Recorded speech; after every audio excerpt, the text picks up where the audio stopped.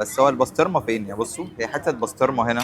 مزارع دينا اتشهر بالعصاير والجبن بتاعته، بس احنا هنا النهارده مش عشان نجرب العصاير، احنا جينا النهارده عشان نجرب الفطير من مزارع دينا اللي بيقولوا عليه واحد من اجمد الفطار اللي ممكن الواحد يجربها. فيلا بينا. الميزه في المكان هنا ان هم عندهم ماركت فيه كل منتجات مزارع دينا، فلو عايز اي حاجه تقدر تشتريها من هنا بسهوله. الحاجات الحلوه ان المطعم اوبن كيتشن، فممكن تشوف كل حاجه وهي بتتعمل قدامك. فكمان المكان فيه قاعده كبيره جدا سواء اندور وكمان فيه اوت دور. قلنا 3 فطاير، واحده تشيكن باربيكيو، واحده فراخ بسطرمه كيري، وواحده كيري سجق.